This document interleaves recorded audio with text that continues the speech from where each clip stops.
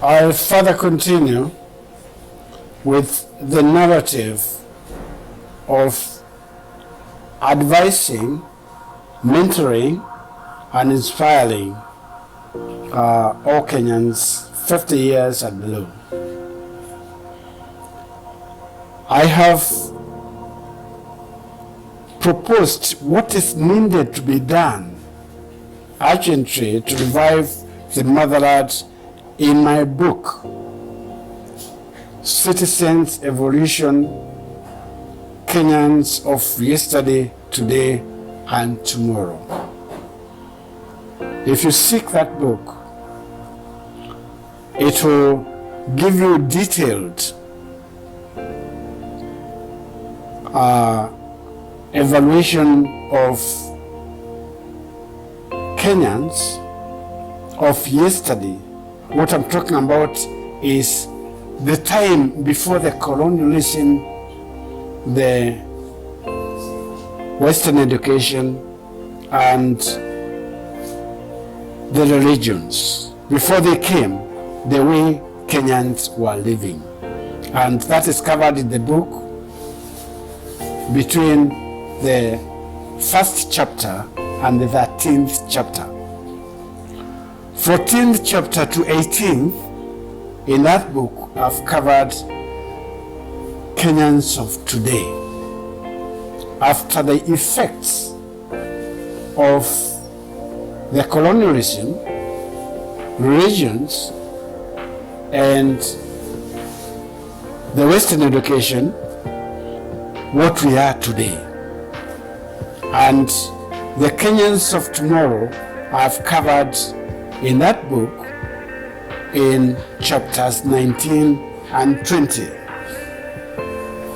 It will give you a clue as to what I propose for what we should be from now on. We can't live the way we are living.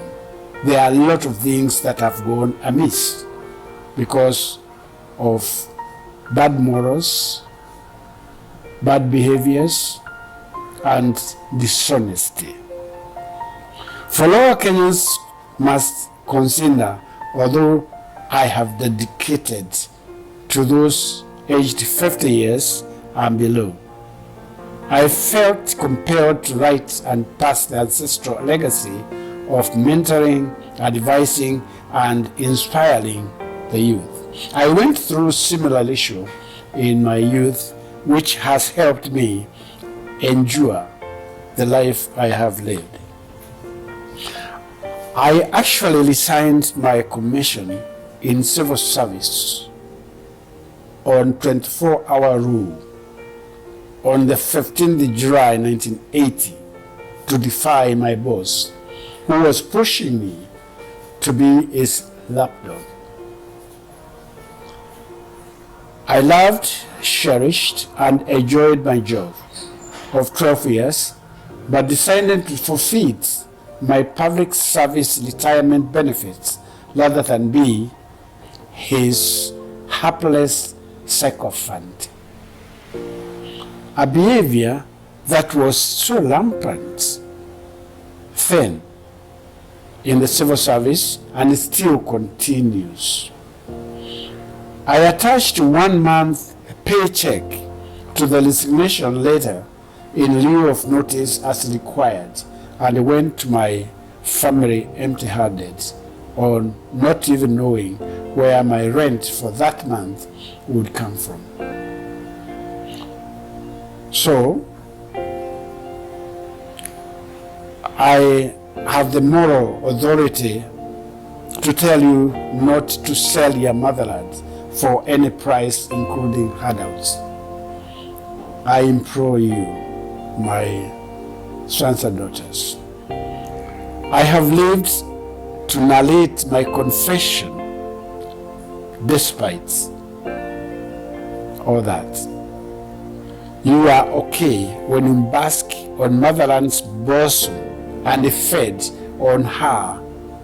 Hence, when you take your country, you must give every current Kenyan family at least 5 acres for shelter and sustenance.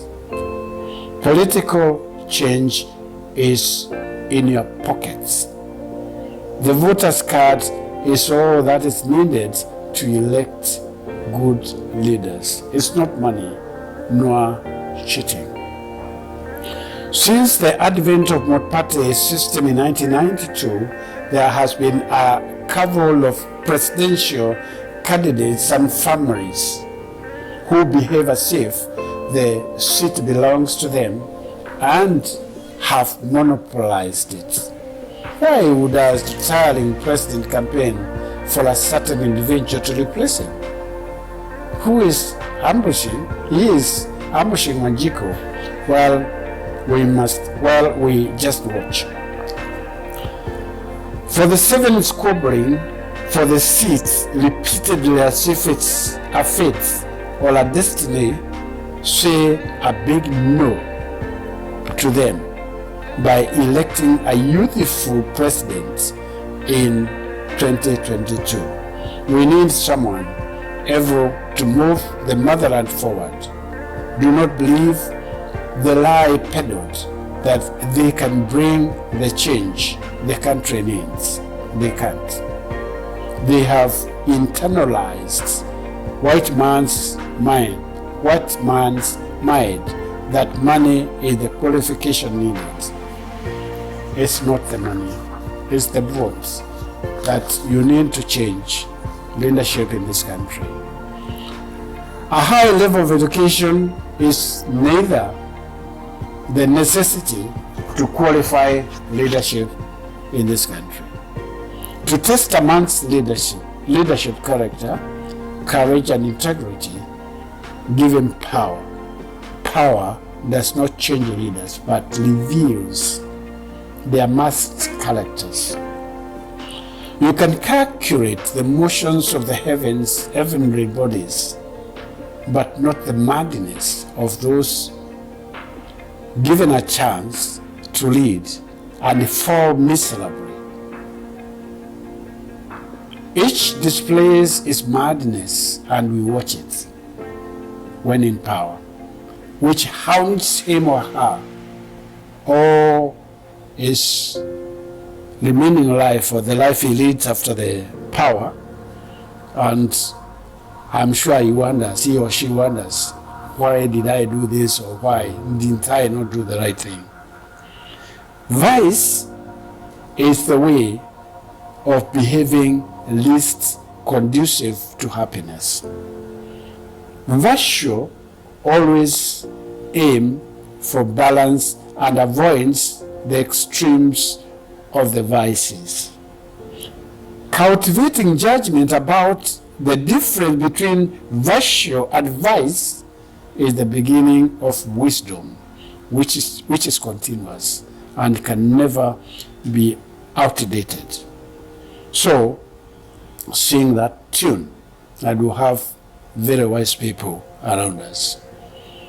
Any leader who rules carelessly without the care of country and democracy, using presidential decrees without resource to parliament, ends up in disgrace. In politics, perception is everything. A date cancellation. And that ends my fourth part. Please share it widely, and we move to the next part. Thank you.